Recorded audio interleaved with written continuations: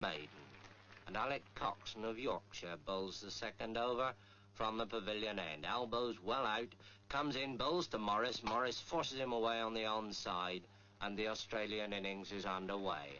The first run's up on the board. And so another historic test is underway. Watched by the press of half the world. Watched, too, by appraising eyes in the pavilion. Eyes that have seen many a cricketer come and go.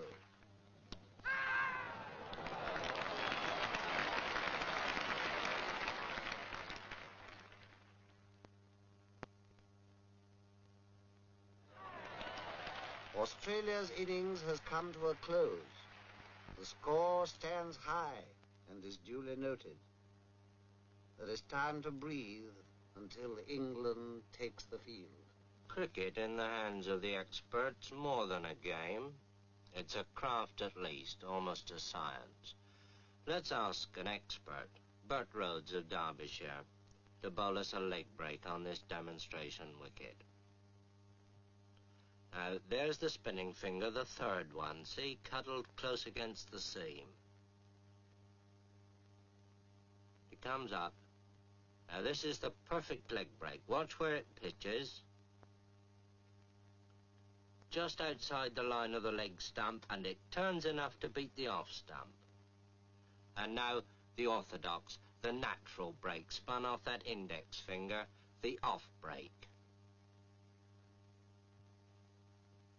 And this pitches, watch it, outside the line of the off stump, and it beats the leg stump. Now that's the right arm bowler's orthodox weapon. Let's see how the batsman copes with it. As the ball comes down to him, turning into him, well, all right, he just lets it hit the bat. And that's why short-leg fieldsmen were born. Well, perhaps attack's the best method of defense. Down comes that off-break again, and the batsman hooks it hard and high over those short-leg fieldsmen, but not over deep square leg. There is a way of doing it, of course. Over the ball as it moves into you, and push it away along the ground as Edrich does this ball from Lindwall, playing it to Barnes. When England are 27 for 1, which is nothing for Englishmen to be very happy about, and Ray Lindwall is bowling at full speed to Hutton.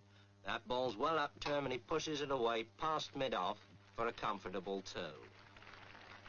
Bradman moves round those hungry Australian slip fieldsmen, and Lindwall, in one of the finest spells of fast bowling seen in England since Larwood, bowls again, this time to Edrich, and Edrich pushes him away out into the covers, quite safely.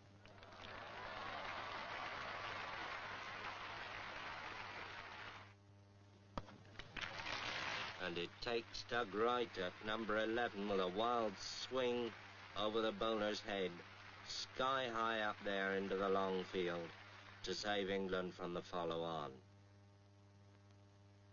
And Ray Lindwall, with 4 wickets already in the match, bowls again from the pavilion end, and bowls Alec Bedser. And England are all out for 215, 135 behind Australia on the first innings. But now Australia have started their second innings. Bedser bowls to Barnes, his in-swinger, and Barnes puts it away, down to long leg. Round comes Hutton, fielding at long leg, and there's that quick low throw to Godfrey Evans. And now Wright bowls to Morris, and he's out.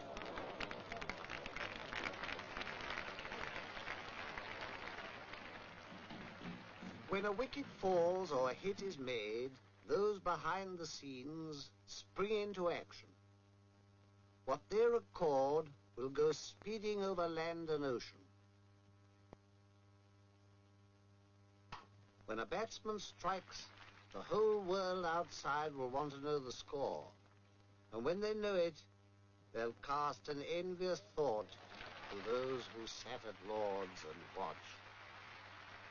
And there goes Barnes, magnificently caught by Washbrook at long on for 141. And Australia are now 431 in front.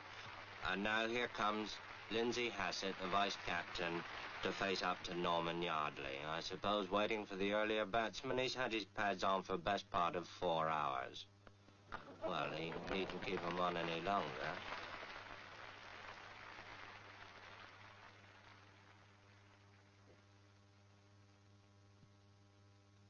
Meanwhile, the Don bats on.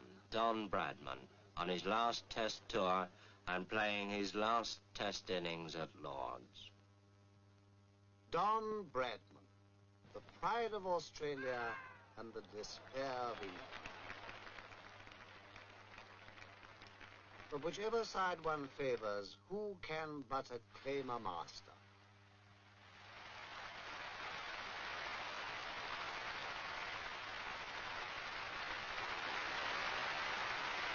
Bradman, whose name now joins the golden pageant, will Rain stop play? Anxious eyes survey the wicket. Willing hands turn too. But fate is kind and the battle is renewed. All through a cloudy afternoon they struggle on. The English batsman extra careful, heavily conscious of each wicket as it falls. England want 596 to win, and Hutton's out for 13, and England 42 for 1 wicket. And now Toshak bowls to Edrich. Ian Johnson catches him at first slip. Edrich is out. England 52 for 2 wickets. And in trouble. Everything depends on the man who now comes out of the pavilion. Dennis Compton. And with Hutton gone, England's last real hope. So they fight on. A battle of muscle, sinew, and eye. For this is cricket at its finest, calling forth a quality deep in men. The calmness of a Compton on a sticky wicket when the world is watching. England, 106 for 3, want an impossible 490 to win. Impossible? Well, Compton's still there. And here's Big Bill Johnson with that bucking, bridling run coming in to bowl to him. And Compton's out. England's last hope of the impossible. And now, Toshak bowls to Coxon. Toshak thinks he's out. Umpire thinks he's out. Coxon thinks it's a shame. Now it's all over, bar shouting.